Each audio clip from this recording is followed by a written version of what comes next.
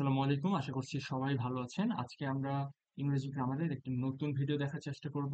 আমরা প্রায়শই সিন্স এবং ফর এর প্রয়োগটা ভুল করে থাকি।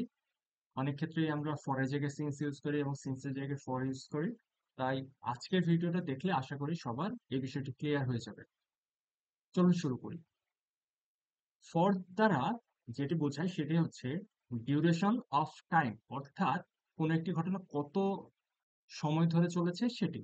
এবং সিন্স দ্বারা যেটি বোঝায় সেটা হচ্ছে বিগিনিং অফ টাইম, অর্থাৎ শুরু কখন থেকে সেই জিনিসটা বোঝায়। সাপোজ আপনি বর্তমান সময়ে, এখন হচ্ছে 2025 সাল, আপনি 2015 সাল থেকে একটি জায়গায় বসবাস করছেন, তাহলে আপনি যখন বলবেন I have been living here since 2015, তার মানে হচ্ছে আপনি 2015 সাল থেকে এই জায়গাতে বসবাস করছেন। এই যে 2015, এটা কি বিগিনিং অফ টাইম না? মানে শুরুর ঘটনা, মানে আপনি যখন থেকে থাকতেছেন, তাহলে ওই ক্ষেত্রে হবে since 2015।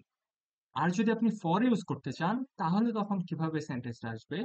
I have been living here for 10 years. এই যে 10 বছর ধরে আপনি এখানে বসবাস করছেন, এটা হচ্ছে আপনার ডিউরেশন অফ টাইম। সো এই ক্ষেত্রে আপনার আসবে হচ্ছে ফর 10 ইয়ার্স। আর আপনি যদি হচ্ছে একদম শুরুর থেকে বুঝান, অর্থাৎ শুরুর যাত্রাটা আপনি যদি বোঝান, তখন হবে বিগিনিং অফ টাইম। তখন আমার কি হবে? I have been living here since 2015। তাহলে দেখি, আমরা যদি একটু লিখে ফেলি, I have been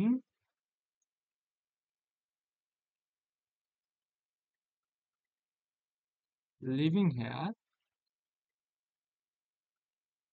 for 10 years.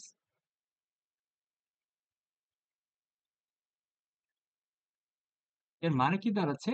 আমি 10 বছর ধরে এই জায়গাতে অবস্থান করছি। আর আমি যদি সিএনসি ইউজ করি, সেক্ষেত্রে আমার কি হবে? I have been living here since 2015।